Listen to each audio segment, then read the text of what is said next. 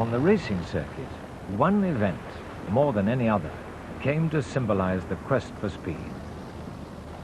It started at Monaco in 1913. Jacques Schneider, the French Undersecretary for Air, wanted to promote the design of seaplanes. He donated a magnificent trophy for which international teams would compete.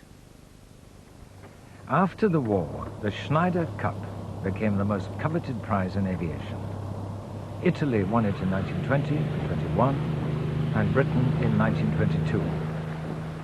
Then the Americans sent a team of Navy pilots who swept the board, the winner reaching 181 miles an hour. The secret lay in their new Curtiss D-12 engines, which could be cooled by water even at very high power. In 1925, an American Army pilot, James Doolittle, won the trophy. Then the United States government withdrew financial support, leaving the Schneider Cup to the Europeans. The British came up with a new contender, the Supermarine S5, a new monoplane racer designed by R.J. Mitchell. The wings were thinner and therefore had to be braced, and it was braced all over, almost like a bird cage. And we apprentices, who reckoned we knew more than our bosses, looked at that and said, what are all those wires on it? We thought that was all wrong. And then I went to see it on the slipway, and I was highly impressed.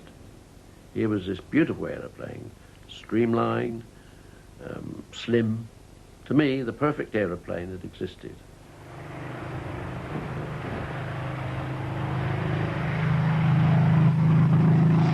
Once again, it was engine power which counted. The sound of the engines was marvelous, of course. Especially on the turns when it came down off the glide with a full power. It really was something that made your blood tingle.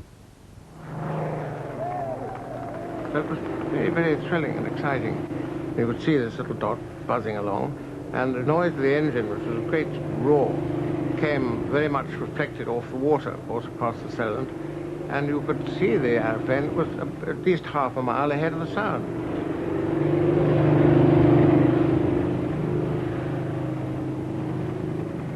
The 1927 race was held in Venice between the Italians and the British.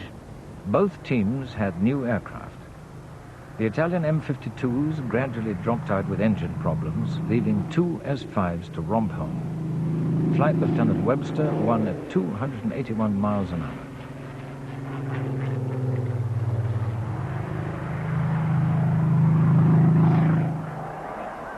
Webster returned to his hometown of Walsall to a hero's welcome. Once again, the search for more speed lay in more power. Rolls-Royce took up the challenge. Their R series of engines had many of the features of America's D-12, but they now produce nearly 2,000 horsepower. These engines were really just made for the racing to start with. They found the engine worked fine for 20 minutes or half an hour, but of course that wasn't good enough. We wanted a bit more than that. And eventually they managed to produce at least an hour and a half absolute reliability.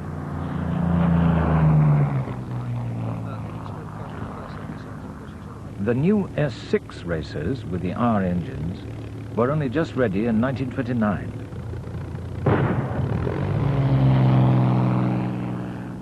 If Britain could win 2 more races, it could keep the Schneider Cup forever.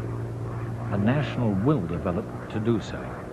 People came from all over the place. There were huge crowds on all the beaches, and it was a very exciting business. The amount of technology that went into those aeroplanes was tremendous. I mean, they really were touching on the sort of limits of aviation possibility.